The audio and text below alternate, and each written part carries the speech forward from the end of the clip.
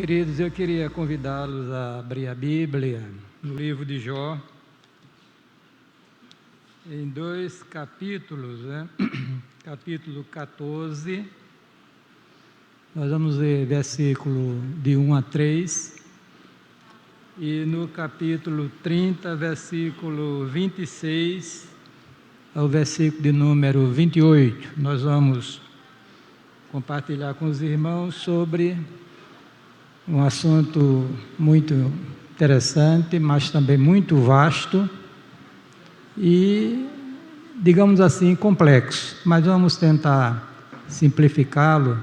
Nós vamos falar sobre o sofrimento numa perspectiva bíblica ou teológica. Sofrimento numa perspectiva bíblica ou teológica, e nada melhor do que a gente olhar para o livro de Jó, já que aquele servo de Deus enfrentou dificuldades imensas, mas não abdicou da sua fé no Senhor, que ele tinha. Jó, capítulo 14, versículo 1 a 3, diz o seguinte: o homem nascido de mulher vive breve tempo, cheio de inquietação. Nasce como a flor e murcha, foge como a sombra e não permanece. Sobre tal homem abres os olhos e o fazes entrar em juízo contigo. Vamos agora para o capítulo 20, versículo 16, 17 e 26 e 27. Versículo 30, desculpe. Versículo 16 e 17 e 26 e 27. Diz assim a palavra do Senhor: agora dentro de mim se me derrama a alma, os dias da aflição se apoderaram de mim. A noite me verruma os ossos e os desloca, e não descansa o mal que me rói. Versículo 26. Aguardava eu o bem, eis que me veio o mal. Esperava a luz, veio-me a escuridão. Meu íntimo se agita sem cessar, os dias de aflição me sobrevêm. Que Deus se digne a nos abençoar com o que lemos na sua palavra nesta noite, em nome de Jesus. Agora feche os seus olhos e faça uma oração. Peça que Deus, nesta noite, graciosamente, ministre a sua alma enquanto eu falo aos seus ouvidos. Pai querido, nós queremos te agradecer pelo privilégio de nos encontrarmos nesta noite em tua casa, diante de tua augusta presença, para celebrar o culto que te é devido. Agradecemos por esse privilégio, que é também nossa responsabilidade. Agradecemos por todos que se encontram aqui em tua casa nesta noite, aqueles que não puderam vir por razões quaisquer, justificados diante do Senhor, que tu possa abençoá-los, fortalecê-los, e que na próxima reunião estejam conosco aqui para celebrar o Senhor, nosso Deus, o Deus Altíssimo, ao Deus que por nós tudo executa. Ser servido a ministrar nossas almas nesta noite, já que nós carecemos e dependemos totalmente de Ti. E a Tua palavra é vida, ela é Espírito e é vida, e renova as nossas forças físicas e também espirituais. Fala-nos ao coração, nós queremos ouvir a voz do Senhor, esta voz que é poderosa e que é cheia de majestade. Assim nós oramos e suplicamos com gratidão em nome de Jesus. Amém. Queridos, o livro de Jó, ou melhor, Jó, ele era um personagem patriarcal, da era patriarcal. Dizem que ele era contemporâneo de Abraão.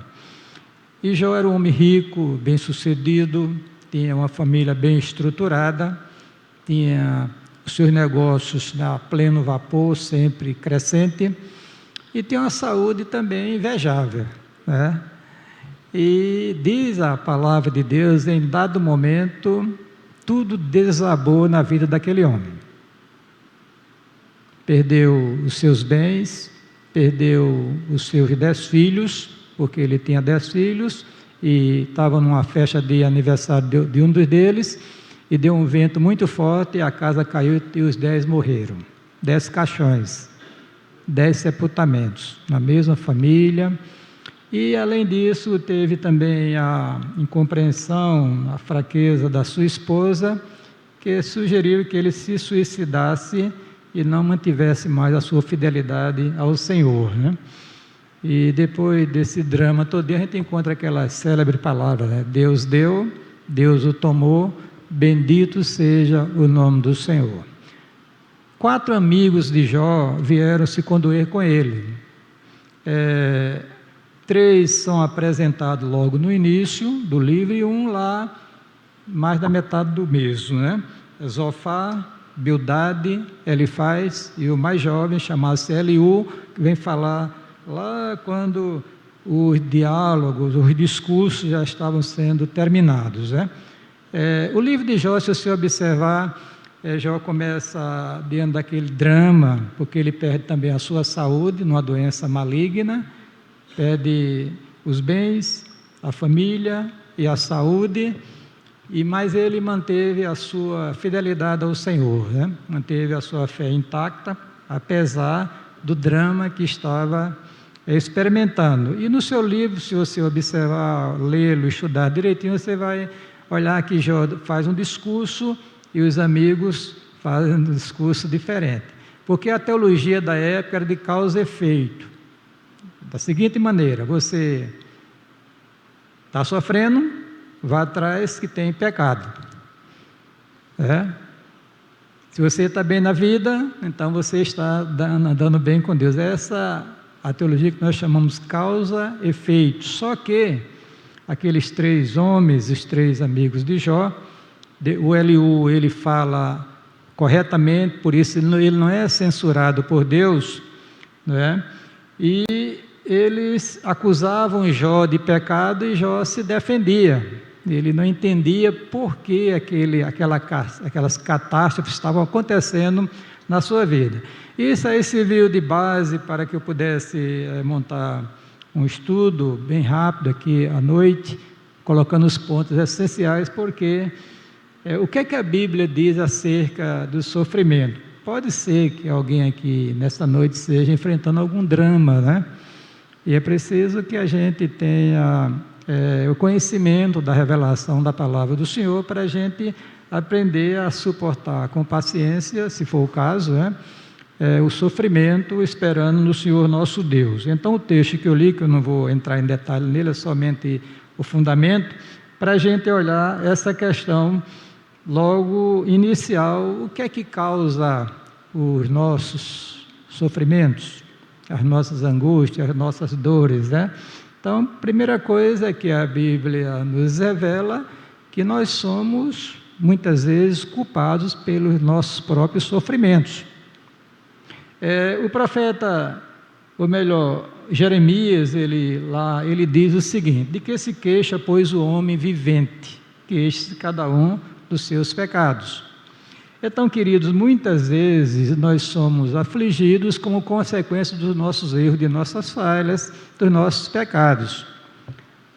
Porque Deus, ele é um ser pessoal, ele é justo, ele é santo, e ele não consegue conviver com o pecado, principalmente o pecado do seu povo, que é o nosso caso especificamente, né? Observe que o salmista diz lá no Salmo 119, 67, o seguinte: antes de ser afligido, andava errado, mas agora guardo a tua palavra. Então, quer dizer, a aflição que veio sobre ele foi consequência dos seus erros, de suas falhas não tratadas, não confessadas, onde não houve arrependimento, e Deus teve que afligi-lo para que pudesse a pessoa consertar os seus caminhos diante do Senhor. A gente começa a perceber também que o sofrimento tem um papel didático, pedagógico, em melhorar a vida do cristão, para a glória de Deus, né?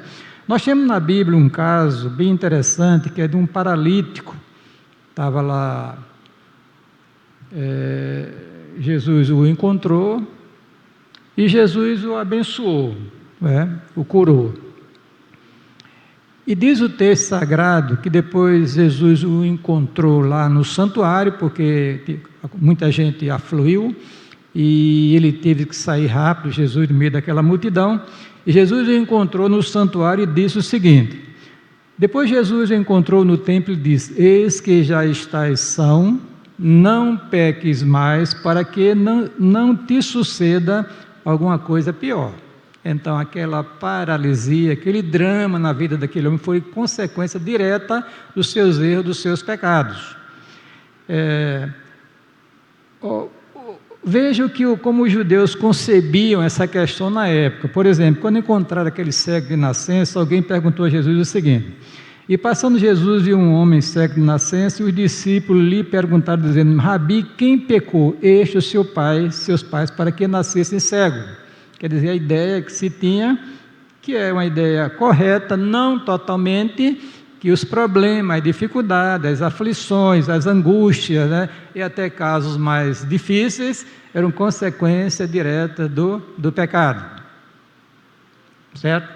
A segunda coisa, mas não é somente isso, porque a Bíblia mostra outra situação, que os problemas, as dificuldades, as lutas podem ser uma aprovação de Deus para o crente. É o caso especificamente de Jó.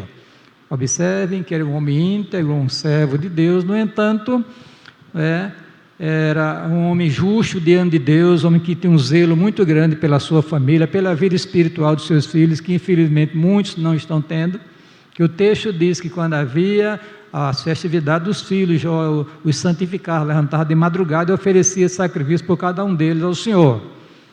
Porque ele dizia: porventura os meus filhos têm um pecado contra Deus. Quer dizer, um zelo espiritual muito grande pela sua família.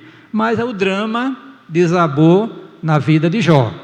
É que eu não conheço ninguém hoje que tenha passado uma experiência tão difícil como aquela de Jó. Perder os seus bens, ficou na miséria, perdeu a sua família, 10 filhos de uma só vez, e mais o problema com a esposa, a incompreensão dela, e perdeu também a sua saúde, irmãos. Então a gente precisa entender que Deus às vezes usa certos procedimentos para com a sua igreja, visando um aprofundamento espiritual. Se vocês observarem lá na frente, Jó diz assim: eu te conhecia, Senhor, somente de ouvir falar, mas agora os meus olhos te veem. E eu me arrependo, me abomino no pó e na cinza. Quer dizer, aquele drama na vida espiritual, na família de Jó, nos negócios de Jó, na saúde de Jó, visava, da parte de Deus, era uma aprovação para aprofundar a sua vida espiritual, para ele se tornar um crente mais autêntico, mais genuíno para a glória de Deus. Aí veja o que diz a Bíblia lá em 1 Pedro, capítulo 4, 12 a 14. Diz o seguinte: amados, não estranheis a ardente prova que vem sobre vós para vos tentar, como se alguma coisa estranha vos acontecesse, mas alegrai-vos no fato de seres participantes das aflições de Cristo, para que também na revelação da sua glória vos regozijeis e alegreis. Pelo nome de Cristo sois vituperados, bem-aventurados sois, porque sobre vós repousa o Espírito da glória de Deus, que eu vou falar também daqui a pouco sobre essa questão de perseguição, por causa do Evangelho. Pode ser também uma opressão maligna, né? Porque às vezes Satanás, muita gente não entende, não compreende que o crente ele vive numa batalha espiritual intensa.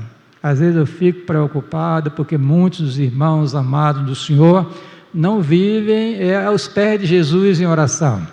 E eles estão envolvidos numa pelega espiritual, quer queira, quer não. Paulo diz que a nossa luta não é contra a carne, nem contra o sangue, sim contra o diabo e seus anjos queridos.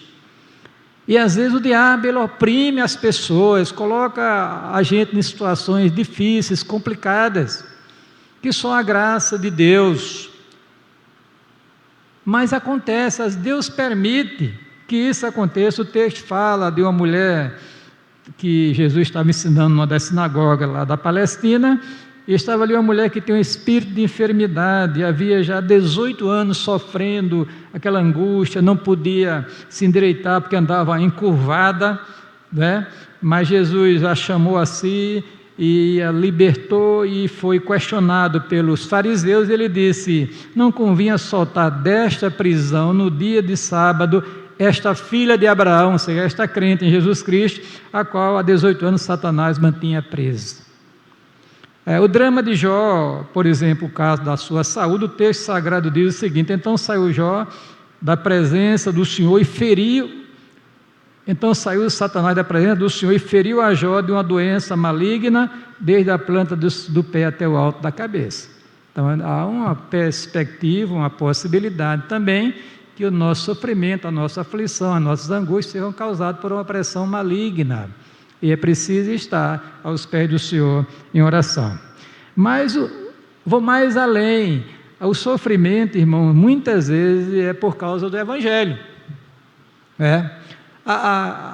Ser cristão, eu gosto de dizer, é uma profissão de risco. Jesus não garantiu vida boa a ninguém. Ao contrário, ele disse: se me perseguiram a mim, perseguirão também a vocês. Neste exato momento, no mundo comunista, no mundo islâmico, a igreja está sofrendo por causa do Evangelho. Crentes que perderam seus empregos, estão aprisionados, perderam as suas famílias, estão sofrendo por causa do Evangelho do nosso Senhor Jesus Cristo. Sofrer por Evangelho é a vocação da igreja. É isso que a palavra de Deus nos diz. Vou ler o versículo aqui, o Filipenses capítulo 1, 29 e 30, diz o seguinte: porque a vós, disse Paulo, escrevendo à igreja de Filipos, vos foi concedido em relação a Cristo, não somente crer nele, mas também padecer por ele. Padecer por ele, tendo o mesmo combate que já em mim, disse Paulo, tendes visto, e agora ouvis estar em mim.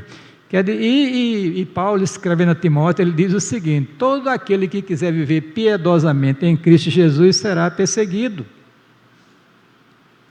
E a gente começa agora, e às vezes a gente olha a igreja tão despercebida, assim, tão vivendo uma vida tão supérflua, quando ela está envolvida numa peleja espiritual, sem quartel, sem fronteira, contra o inimigo que é um espírito maligno, um ser celestial, ou melhor, um querubim ungido, caído, com toda uma hoste de anjos ao seu dispor, que vive oprimindo e lutando contra a igreja. E a gente, sem perceber esse detalhe, e ele começa a apertar aqui, começa a apertar acolá, e a gente fica sem ter essa noção. Olha, lá em Apocalipse, no capítulo 2, versículo 2, Jesus disse à igreja o seguinte, uma das igrejas dele: nada tema das coisas que hás de padecer, eis que o diabo lançará alguns de vós na prisão, para que sejais tentados, e tereis uma tribulação de 10 dias, ser fiel até a morte, e dar-te-ei a coroa da vida. Eu, sinceramente, não sei se nós estamos preparados para uma perseguição por causa do Evangelho.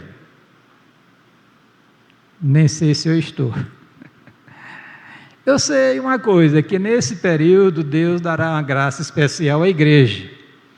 Mas, irmãos, a gente vive aqui como se tivesse tudo tranquilo, que nós não tivéssemos nenhum inimigo, e que nós, desapercebido dos problemas do reino espiritual. Olha, Pedro estava perto de Jesus, estava com ele, gozando sua presença, ouvindo a sua palavra, e Jesus fez uma revelação para ele: Simão, Simão, Satanás pediu autorização para que se andasse contigo, mas eu orei por ti, eu roguei por ti, para que a tua fé não desfaleça. Quer dizer, no reino espiritual estava se travando uma batalha intensa contra a vida do apóstolo Pedro, e ele não tinha essa noção, esse conhecimento, mas a palavra de Deus revela. Você, um dia, pela graça divina, você foi alcançado pelo Evangelho de nosso Senhor Jesus Cristo, você agora tornou-se um alvo do diabo e seus anjos. Porque você foi tirado do reino dele, o reino das trevas, para o reino da luz. E você pensa que ele gostou disso? Absolutamente. Ele perdeu você, glória a Deus por isso. Ele não tem mais poder sobre você. Então, o que ele puder fazer para desestabilizar a sua vida, a sua família, a sua saúde, o seu negócio, ele vai fazer, mas está repreendido no poder do sangue do Cordeiro. Mas é uma realidade que a palavra de Deus nos revela. E a gente precisa estar aos pés do Senhor, queridos, em oração, Então, eu já falei aqui que causa de sofrimento, de angústia, de lutas, tribulações, uma série de coisas pode ser ocasionada pelos nossos próprios pecados, que muitas vezes precisam ser tratados, porque o texto sagrado diz: aquele que encobre as suas transgressões nunca prosperará, mas quem as confessar e deixar alcançará de Deus a misericórdia. Conservar pecado no coração é uma tragédia na vida do cristão. Confessa, querido, e abandona, porque atrai a ira de Deus.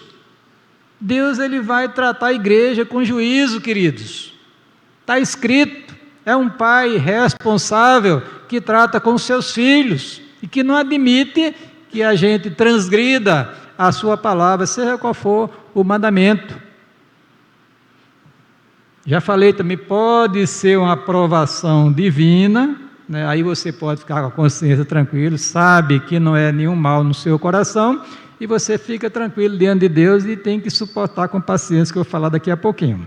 Pode ser uma opressão maligna e pode ser uma perseguição por causa do Evangelho. Então, todas essas coisas podem gerar sofrimento, angústia, tribulação para a vida da igreja, para a vida do cristão. Fora disso também, queridos, a questão casos fortuitos, como as políticas, né? Os erros políticos dos líderes do país, que refletem na vida das pessoas, né? Os nossos atos ruins também podem acontecer, e também a questão da velhice, né? Quando chega a velhice, Jesus, só a graça, né? É a idade do condor aqui, condor acolá, né? E essa é uma fase difícil da vida. Acho que talvez só Moisés na Bíblia, né, queridos, assim, que viveu 120 anos, e o texto diz que a saúde dele não foi abalada, nem a visão dele foi comprometida. Como chegou o dia de morrer, chegou o dia mesmo, porque ele queria entrar com Israel na terra da promessa, era Josué, não mais ele, porque ele tinha pecado contra Deus, mas o velhinho estava ali pegando fogo, com saúde. Mas o texto sagrado diz que a duração da nossa vida é de 70 anos, não é isso, né? Já cheguei, glória a Deus, 70 e já uns 5 meses, né? Glória a Deus. Se chegar a 80, pela robustez, a partir de 80, diz o texto sagrado, é canseira e enfado.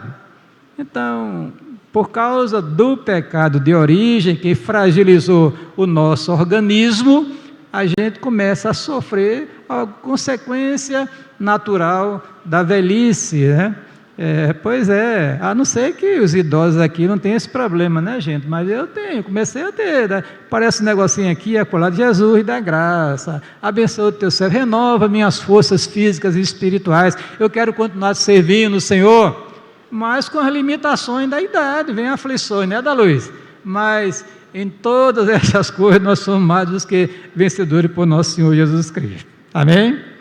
A finalidade do sofrimento, por quê? Tem a finalidade. Primeiro, a questão de Deus vindicar a sua ira, a sua justiça, corrigindo os erros dos seus filhos. Olha, isso é uma família, a igreja é uma família, queridos.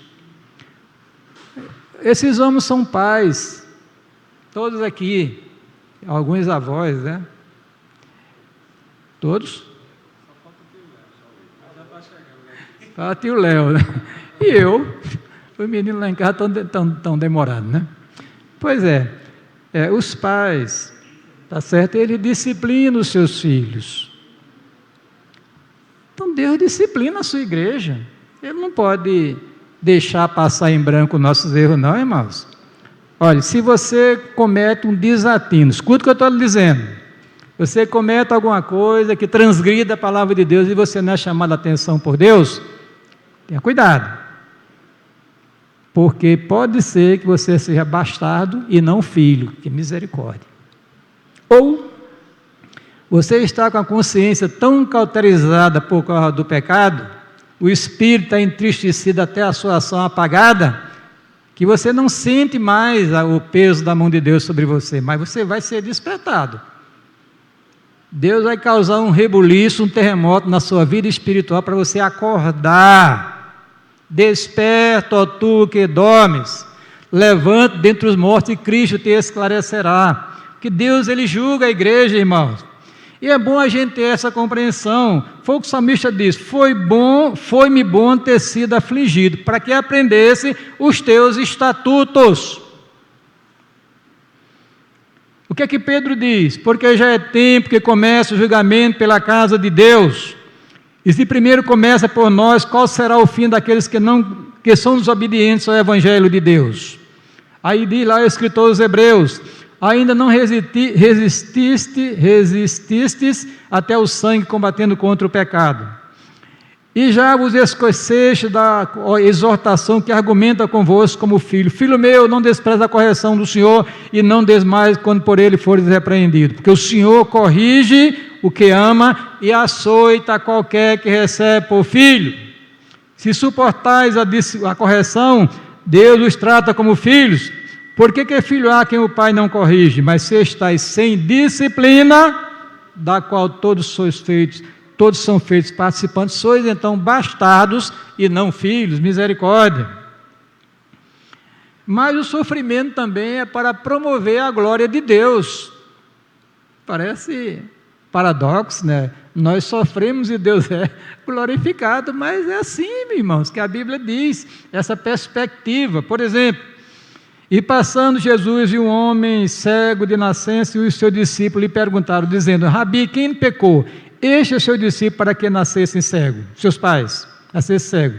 Jesus respondeu: nem ele pecou, nem os seus pais. Foi assim para que se manifeste nele as obras de Deus. Amém? E mandaram-lhe, pois, suas irmãs dizer: o caso de Lázaro, Senhor, eis que está enfermo aquele a quem tu amas. Jesus, ouvindo isso, disse: esta enfermidade não é para a morte, mas para a glória de Deus, para que o Filho de Deus seja glorificado por ela. Então, às vezes, o nosso problema, a dificuldade que nós enfrentamos é para a glória de Deus. Amém? Aí, quando se trata dessa questão, você cala e adora. Está ruim? Cale-se e adore.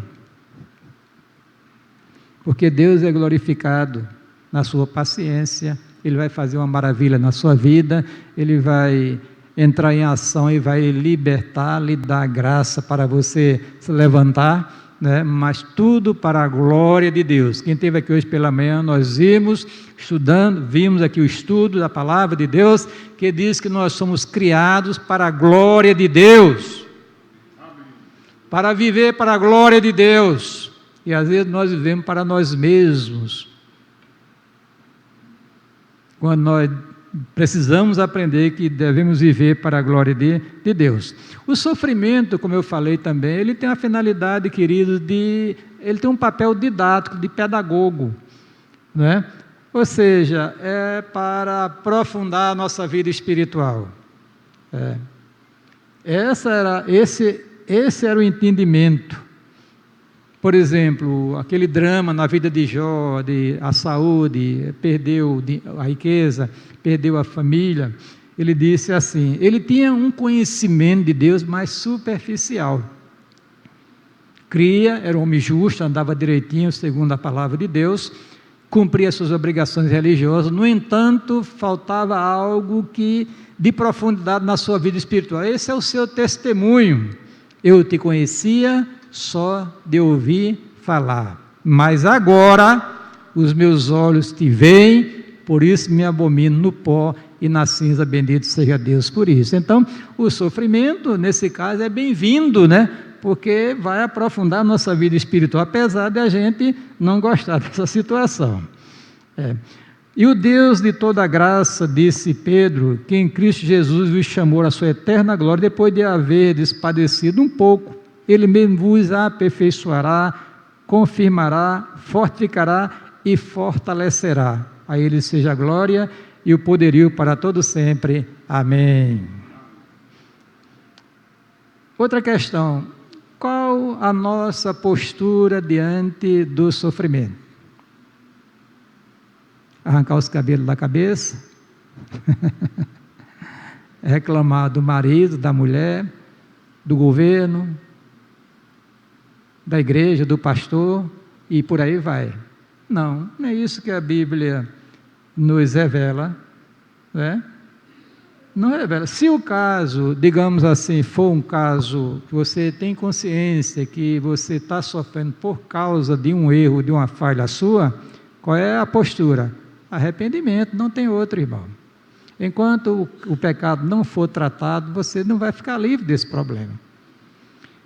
Olha o que Davi diz: enquanto eu me calei, envelheceram os meus ossos, porque de dia e de noite a tua mão pesava sobre mim, o meu humor, disse ele, se tornou em sequidão de esteio. Veja que, enquanto ele não tratou a questão do pecado que ele cometera, ele estava definhando, irmãos, psicológica, fisicamente, o homem estava ao frangalho, aos frangalhos. Enquanto eu me calei, você não pode guardar pecado no seu coração, porque a palavra do Senhor diz: aquele que encobre as suas transgressões nunca prosperará, mas quem a confessar e deixar alcançará de Deus o que? A misericórdia. Talvez seja isso que você precisa fazer nesta noite, para você ficar livre das angústias e angústias que você está passando, se for problema de pecado. Olhe, Davi disse assim, sonda-me, ó Deus, o meu coração, e vê se há em mim um caminho mau, e guia-me pelo caminho eterno. Então não guarde pecado no coração, querida. O que é pecado? Qualquer falta de conformidade com a lei de Deus, ou a transgressão dessa lei. Errou, pede perdão a Deus logo, urgente. Errou, confessa. Qual o problema?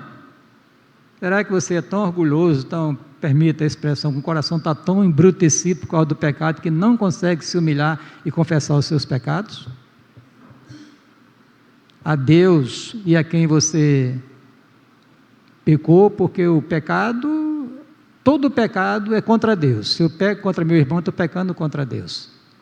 Tem que tratar com Deus e com meu irmão. Mas às vezes nós pecamos nós mesmos, então a gente tem que tratar somente com Deus. Aí Davi diz: confessei-te o meu pecado, e a minha maldade não encobri, e tu perdoaste a maldade do meu coração. Quer dizer, quem busca a Deus com sinceridade de coração, se humilha diante de Deus, confessando as suas falhas, alcançará de Deus o quê? A misericórdia, queridos. Não guarde pecado no coração. A postura do crente, está aflito, está angustiado, é problema. Senhor, vê se há em mim algum caminho mau, e confessa a Deus, acerta a vida, para que você possa receber a graça de Deus na sua vida, e você possa ficar livre desses sofrimentos. A parábola do filho pródigo, que todo mundo conhece aqui, de cois salteado, como se diz, né? Aquele jovem pegou a parte da fortuna do pai, da família que tinha direito, e exigiu, e o pai deu de uma forma condescendente. Ele foi e gastou dinheiro com tudo o que achava que deveria gastar. Só que daqui a pouco, o dono se tira e não se repõe, né? Cedo vai faltar, não é isso o ditado do interior, né? Pois é, então daqui a pouco acabou-se o dinheiro, acabou-se a amizade, e ele passou necessidade, para complicar ainda veio uma fome. Aí lá vai ele comer, trabalhar como porqueiro, queria comer das alfarrobas, que é bolotas, que é uma plantinha que os porcos comiam. Não é aquele misturado que a gente pensa que era na época, a frutinha que só os porcos comiam. Pois é, e nem aquilo se dava. Aí ele lembrou-se, ele disse: quanto empregado de meu pai tem pão com abundância, que morro de fome. Levantar-me-ei, irei ter com meu pai, direi: pai, pequei contra os céus. Aí daqui levantando-se foi, e observe que na parábola ele nem chega a confessar a profundidade do seu erro, como o pai corre, o abraça, e lhe dá uma roupa nova, e coloca, e manda matar aquela festa maravilhosa que Deus faz quando o indivíduo se arrepende dos seus pecados, se volta para Ele. Considere isso. Mas outra postura é a questão da paciência. Você está tranquilo, sabe que a sua luta, o seu sofrimento não é problema de pecado, então, querido, tem que ter paciência agora. Observe que Tiago diz, observaste a paciência de Jó? Nós não sabemos quanto tempo durou o drama de Jó, querido, se foi 1 ano, 2 anos, ninguém sabe. Aquilo não foi de um dia para a noite, não. Naquela época não tinha avião, aquele pessoal veio de longe para vir de camelo, ou numa montaria qualquer, e devagarinho parava, demorou muito tempo. Mas é preciso ter paciência. Tem gente que é agoniado que só, misericórdia, meu Deus. É preciso ter paciência, viu? É preciso baixar a cabeça, né? Não foi à toa, queridos, que o salmista disse, esperei com paciência no Senhor. Nós estamos sendo coagidos por essa teologia da prosperidade imediatista, que você acha que Deus é servo seu, é empregado seu, a hora que você o invoca, Deus tem que responder. E o pior é que estão decretando, determinando e exigindo, dizendo, não aceito o Senhor. Mas é muito atrevimento da parte dessas pessoas. É muita ousadia diante da grandeza de Deus, o indivíduo dizer que não aceita aquele problema. Mas menino, esperei com paciência no Senhor, Ele se inclinou para mim e ouviu o meu clamor. Às vezes, irmãos, o sofrimento não é só de 15 minutos, não, viu? Passa 1 hora, 1 dia, 10 dias, meses, anos.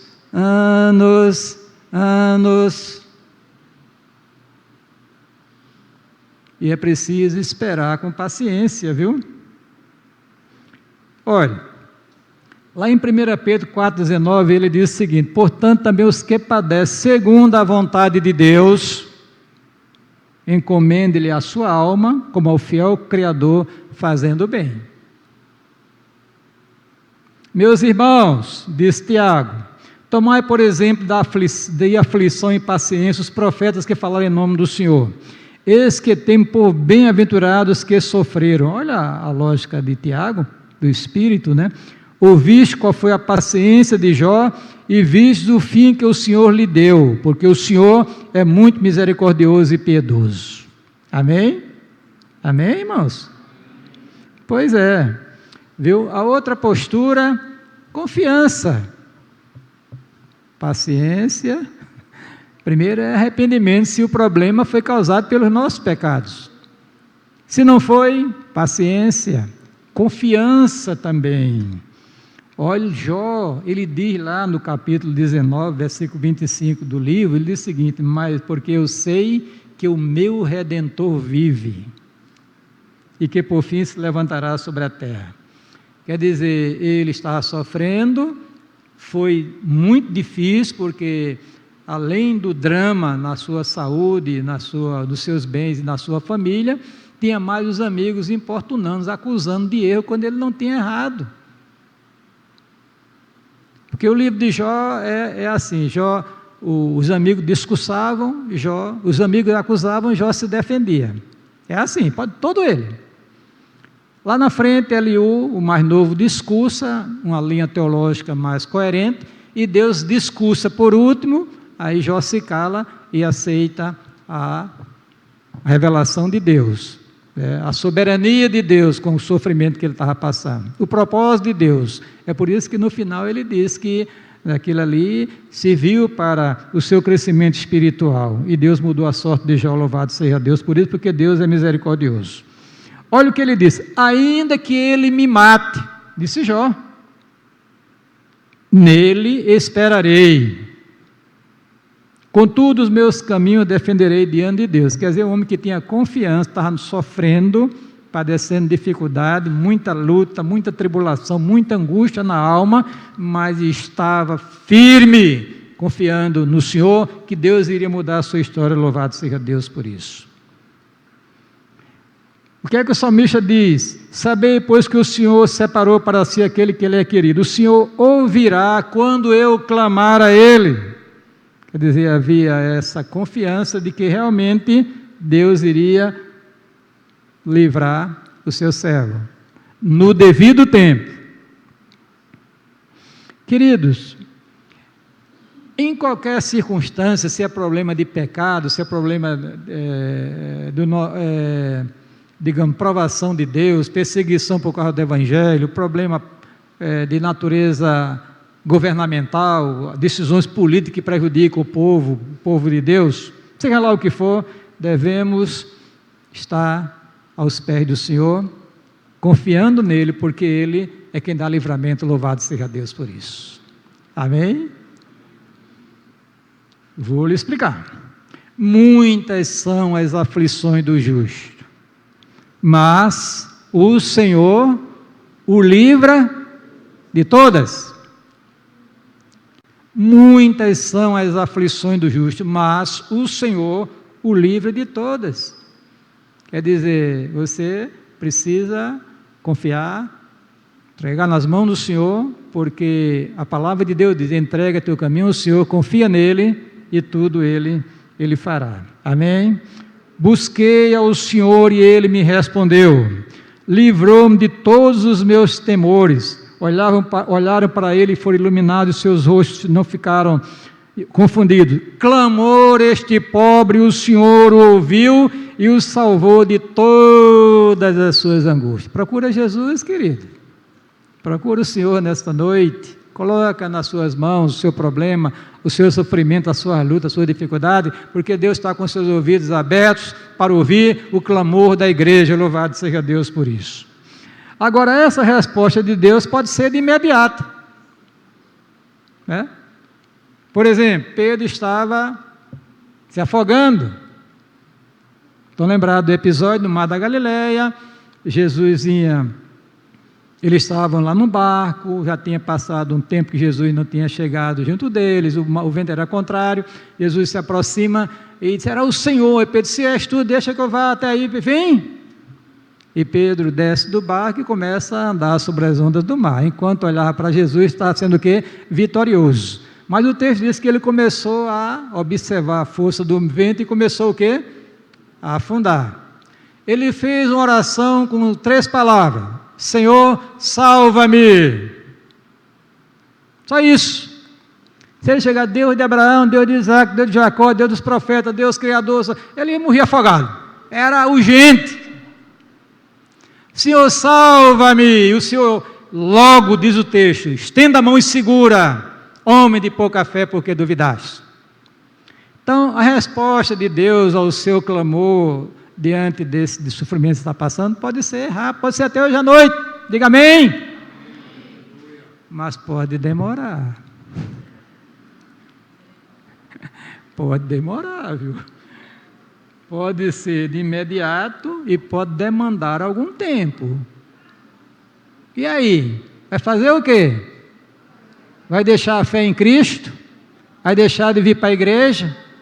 Vai deixar de adorar? E Jó não pensou assim, não. Deus deu, Deus o tomou, bendito seja o nome do Senhor. Eu duvido que para fazer o que aquele homem fez, era muita confiança no Senhor. Era crente. Amém? Então, pode ser que as suas aflições, você sabe que Jesus é quem liberta, Jesus opera, Jesus faz aquela maravilha, mas pode demandar um tempinho, querido. E esse tempinho pode ser, sei lá, 10 anos. E agora? Pode até durar a vida todinha e não aconteceu o livramento. E agora? Jesus, pastor, não diga isso. Mas é o que a palavra de Deus diz, querido. Por exemplo, a questão de demandar algum tempo. Esperei com paciência. Ora, se ele disse esperei com paciência, porque demandou algum tempo. É claro, o texto é claro. Ele não é que ele clamou e já desceu a resposta do céu. Esse imediatismo é perigoso. E se Deus quer tratar com a sua vida espiritual, aprofundar? E se Ele não quiser responder de imediato, e aí? Tem que esperar. Esperei com paciência no Senhor, Ele se inclinou para mim e ouviu o meu clamor. Glória a Deus. Olha, quando Jesus recebeu a notícia de que Lázaro estava enfermo, ele não chegou lá de imediato. Mas vamos pensar na vida de Marta e Maria, o drama, o choro, a angústia, perder o irmão, o sustentáculo da família, e não tinha pedido a Jesus, e agora? E ele demora. Quando chega lá, o defunto já está sepultado fazia 4 dias, e agora? Demorou, mas ele operou a maravilha, louvado seja Deus por isso. No tempo dele, até uma canção muito bonita, de não sei como é o nome da Liana, alguma coisa assim, é no tempo de Deus, o tempo de Deus. E queridos, e agora para suportar? Olha, Paulo foi um homem, um grande servo do Senhor. Ele teve uma experiência com Deus que ele relata lá no capítulo 12 da sua segunda carta. Ele diz que os céus se abriram, teve revelações de Deus, coisas que ele não tinha coragem de dizer a grandeza e a beleza daquelas revelações. Não era nem lícito ele colocar diante das pessoas aquela experiência que ele tivera com Deus. Mas ele disse assim: para que eu não me soberbecesse, foi-me dado um tal de espinho na carne. E agora? Para me esbofetear, mensageiro de Satanás, disse ele, acerca do qual ele diz: 3 vezes orei ao Senhor, 3 vezes. Olha, um homem com intimidade com Deus, como tinha Paulo, uma profundidade da vida espiritual. 3 vezes ele clama ao Senhor. Sabe qual foi a resposta de Deus? Deus não tirou o espinho na carne, ou seja, ficou sofrendo até o dia que partiu para a glória. Aí ele ficou livre de todas as aflições. Mas Deus deu o quê? A graça para suportar aquela tribulação, aquele sofrimento. Louvado seja Deus por isso. A minha graça te basta. Pode acontecer. Bom, irmão, terminando, vamos agora olhar para uma pessoa especial, que é um modelo de uma pessoa que sofreu e não fez essa zoada todinha que se anda fazendo por aí. O nosso Senhor e Salvador Jesus Cristo. Foi injuriado, oprimido, chegou a ser espancado, cuspido, ferido e até morto, mas diz o texto, foi como ovelha levada ao matadouro, não abriu a sua boca. Ele é o modelo, varões de dores, homem desprezado, próprio Deus que se fez homem, pessoa especialíssima, 2 naturezas, a divina e a humana, numa pessoa só, nosso Senhor Jesus Cristo, vivendo conosco aqui durante 33 anos e sofrendo por causa dos meus pecados, dos seus pecados. Não reclamou, suportou com paciência, bendito seja Deus por isso, porque foi subindo, disse Isaías, como renovo perante ele, como raiz de uma terra seca, não tinha aparência e formosura, olhamos para ele, mas nenhuma beleza havia que nos agradasse, era desprezado e o mais rejeitado entre os homens, homem de dores, e que sabe o que é padecer, e como um de quem os homens escondem o rosto, era desprezado e dele não fizemos caso algum. É este homem que é o modelo e é o grande libertador. Amém? Se o Filho vos libertar, verdadeiramente sereis o quê? Livres. Então, suas angústias, suas atribulações, suas lutas, queridos, coloque diante de Deus em oração. Jogue tudo aos seus pés. Entrega teu caminho ao Senhor, confia nele, porque tudo, diz a Bíblia, ele fará. Amém? Deus te abençoe, viu? Te dê graça nesta noite, em nome de Jesus. Que você encare essa questão com seriedade, olha para dentro do teu coração, está sofrendo, está passando dificuldade. Se você está tudo bom hoje, mas amanhã você pode enfrentar uma tempestade. Elas geralmente desabam quando a gente menos espera. Mas precisamos estar aos pés do Senhor. Amém? Jesus é o nosso modelo, é o nosso exemplo e o nosso grande libertador. É Ele que conforta o nosso coração, é Ele que afofa a nossa cama. É esse, irmão, é que Ele está pertinho de nós, mais do que você possa imaginar. A palavra está perto da tua boca e perto do teu coração.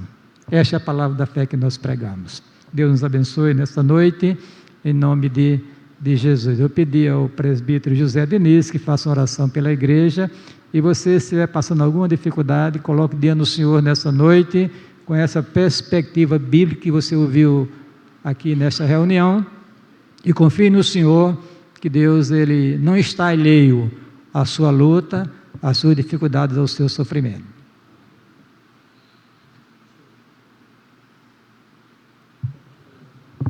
Graça e paz, irmãos. Vamos orar. Pai querido, santo e eterno Deus, louvado seja o teu santo nome. Pai, nós queremos te agradecer, ó Deus, por esta palavra tão preciosa que tu falaste aos nossos corações, ó Pai. Grava a mesma em nossos corações para que possamos fazer a tua vontade, Pai. Continua conosco, derrama sobre nós o teu Santo Espírito. Tira de nós, ó Pai, tudo aquilo que não te agrada, tudo aquilo que não venha de ti, tudo aquilo que venha entristecer o teu Santo Espírito, ó Pai. Continua conosco, nos dá uma noite tranquila, uma noite abençoada na tua presença. Abençoa teus filhos, ó Pai, que subiram hoje à noite à tua casa para buscar a tua face, para aprender mais de ti. Abençoa cada pai de família, cada mãe de família aqui representado. Abençoa também o nosso pastor Eudes, ó Pai. Derrama sobre ele a tua graça, o teu amor, a tua misericórdia.